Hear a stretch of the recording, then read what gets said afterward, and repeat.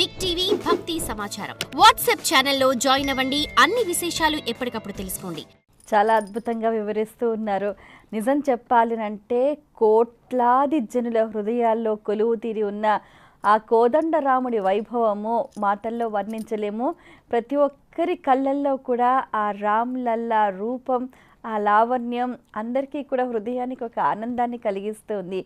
అయితే ఇలాంటి పెద్ద దేవాలయం ఎన్నో రోజులు, ఎన్నో సంవత్సరాల పోరాటము, నిరీక్షణ తర్వాత రూపుదిద్దుకున్న ఆ దేవాలయం వార్షికోత్సవం, ఆ సంబరాలు ప్రతి ఒక్కరూ కూడా పాల్గొనాలి అనే ఆసక్తి. ఒకవేళ పాల్గొన్న ప్రత్యక్షంగా కానీ పరోక్షంగా కానీ రాముని అనుగ్రహం అందరికీ సమానంగానే ఉంటుందంటారా? ఇప్పుడే మనము రాముణ్ణి చంద్రుడికి పోల్చుకున్నాం. మీరు అడిగిన ప్రశ్నలో అక్కడ మనం వెళ్ళలేం, లేదా నేనే వెళ్ళలేను, మీరే వెళ్ళలేరు, ఎవరికి ఏమవుతుందో మనకు తెలియదు. కానీ రామచంద్ర అని ఒక మాట మాట్లాడుకున్నాను చూడండి. ఆ చంద్ర అన్నటువంటి దాంట్లో ఒక చిన్న అర్థం ఉంది తల్లి. చంద్రశ్చండాల వేష్మసు అని ఒక సుభాషితకారుడు చెప్తాడు. చంద్రుడికి ఒక గుణం, అతడిలో ఒక చిన్న శక్తి, శీతలం, చల్లదనం, అందరినీ చల్లగా చూస్తాడు. చంద్రుణ్ణి పూజించిన వాణ్ణి చంద్రుడు చల్లగా చూస్తాడు, చంద్రుణ్ణి చూచిన వాణ్ణి చంద్రుడు చల్లగా చూస్తాడు. చంద్రుడి గురించి స్మరించనటువంటి వాడు కూడా అంటే చంద్రుడి చంద్ర కిరణాలు, శీతల కిరణాలు అందరింట్లో పడతాయి. వీడు నా భక్తుడు కాడు, వీడు నా భక్తుడు కాడు, వీడు అయోధ్యకు రాలేదు, వీడు భద్రాచలం వెళ్ళలేదు, వీడు ఇంకొక చోట వెళ్ళలేదని ఎవరిని చంద్రుడు తన శీతల కాంతి కిరణాలు వేయకుండా ఉండడు. అలాగే రాముడు కూడా అయోధ్యకు వెళ్ళినా, అయోధ్యని ఇక్కడ కూర్చొని స్మరించినా, లేక రాముణ్ణి ధ్యానించినా ఎల్లరి పట్ల ఆ రాముడికి ఆ శీతలమైనటువంటి కరుణా కాంతి ఎల్లవేళలా ఉంటుంది. కోట్ల మంది ప్రజల ఒక విశ్వాసం, ఒక భక్తి, అది శక్తిగా మారి ఇవాళ మనకు కళ్ళెదురుగా ఒక దేవాలయ ఆకారంలో మనకు కనిపిస్తూ ఉంది. ఇన్ని రోజుల నిరీక్షణ ఇవాళ అది ఆకారం దాల్చింది, ఒక రూపం దాల్చింది. అయితే ఇక్కడ సంకల్పం గొప్పదంటారా? మరి మా సంకల్ప సిద్ధి అన్నటువంటిది ఒక పదం తల్లి. ఏ ముహూర్తాన మన గవర్నమెంట్ వారు, సర్కారు వారు దాన్ని సంకల్పం చేసుకున్నారో తెలియదు, కానీ ఆ ముహూర్తము అతీ బలిష్టమైనటువంటిది. భూమి పూజ కావచ్చు, శంకుస్థాపన కావచ్చు, కోర్టులో వ్యాజ్యాలు కావచ్చు, ఇంకే పరమైనా కావచ్చు, ప్రతి దానికి కూడా ఒక సత్సంకల్పం. మనం ప్రతిదీ అనుకుంటాం మనం ఏదో చేసేయాలి, చెందాలి, అది చేయాలి. భగవన్ నిర్ణయం లేనిదే ఎంతటి వారైనా కూడా అది ఎవరి వల్ల కానిది. ఇవాళ మన అందరి మనస్సులో రాముడు నిండి నేను ఇక్కడ రావాలి, ఈ రూపంతో రావాలి, ఈ శిల్పి చేత చెక్కబడాలి విగ్రహం. ఆ మైసూర్ అతను, కర్ణాటక అతను చెక్కినటువంటి విగ్రహం అది. అలాగా వారికి భగవత్ సంకల్పమే మనందరికీ మనోసంకల్పం అయింది.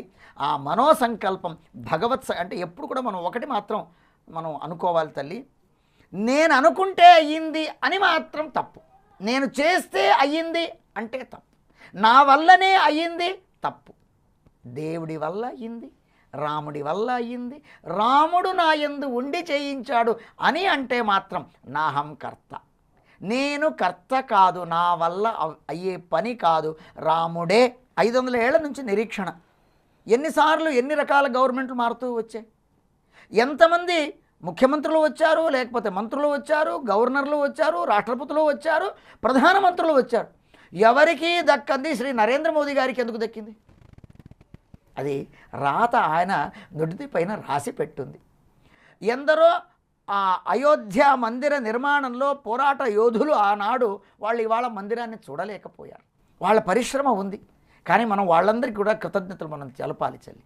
ఎందుకంటే ఆనాడు వాళ్ళ పరిశ్రమ లేకపోతే ఈనాడు మనకి ఈ అయోధ్య మందిరం మనకు రాదు. అలాగా ఎందరో సత్సంకల్పం అది ఇవాళ కార్యరూపం దాల్చి ఒక ఆకారం, ఆ ఎరుపు శిల, రాజస్థాన్ మార్బల్ అనేదైతే అంటున్నారో ఆ ఎరుపు శిలతో దాని మందిర నిర్మాణం జరిగింది. విశిష్టమైనటువంటి ప్రాకారాలు, స్తంభాలు, గోపురాలు అవన్నీ కూడా వాస్తు శాస్త్రపరంగా, శిల్పశాస్త్రపరంగా చాలా సుందరమైనటువంటిది. సంవత్సరం పాటు నిరంతరంగా 365 రోజుల పాటు జరిగింది. మనం కూడా పుట్టినరోజు చేసుకుంటాం, ఫస్ట్ బర్త్డే. అలాగే మనం కూడా రేపు రాముడి మొదటి జన్మోత్సవం, ప్రతిష్ఠా జన్మోత్సవం, ప్రతిష్ఠ జరిగిన వార్షికోత్సవం, దాన్ని వైభవోపేతంగా భగవంతుడు మనకు అవకాశం ఇచ్చాడా, వెళదాం.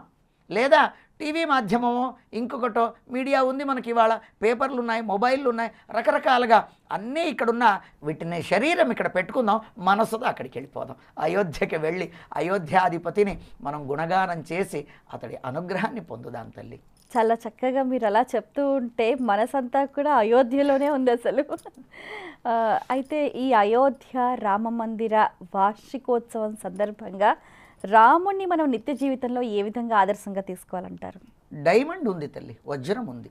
వజ్రం యొక్క సౌందర్యము, ఆ వజ్రం చేసేటువంటి దాంట్లో ప్రధానం ఏమిటంటే కటింగ్, ఆ డైమండ్ షేప్ అని ఏదైతే అంటాడు చూడడమ్మా, అది. ఈ డైమండ్ షేపు మీరు ఎటు నుండి చూచినా ఒకే మాదిరిగా కనిపిస్తుంది. అవును, అదే డైమండ్ అంటారు దాన్ని. అంటే ఏ వ్యక్తి రాముణ్ణి ఎలాగ చూస్తాడో రాముడు వాడికి ఆ రకంగా అనుగ్రహం చేస్తాడు. నేను రాముడికి తమ్ముణ్ణి, అన్నయ్యగా రాముడు కనిపిస్తాడు. రాముడు నాకు స్వామి, దేవుడిగా కనిపిస్తాడు. అందుకనే రామాయ రామభద్రాయ రామచంద్రాయ వేదసి రఘునాథాయ నాథాయ సీతాయా పతయే నమః అని ఒక శ్లోకం చెప్తారంటే, అయోధ్యలో ఉన్నటువంటి పురప్రజలు, ఋషులు, కౌసల్యాదేవి, సుమిత్రాదేవి, మన సీతాదేవి, దశరథ, ఇలాగ ఒక్కొక్కరు ఒక్కొక్క రకంగా రాముడిని పిలిచేవారట. వాళ్ళందరికీ కూడా రాముడు అదే విధంగా కనిపించేవాట. అలాగా మనము వ్యక్తులకు ఉపకారం చేస్తాం. మరికొందరు ఆ ఉపకారం నుండి ప్రత్యుపకారం పొందటానికి చేస్తారు, అది రెండో రకం.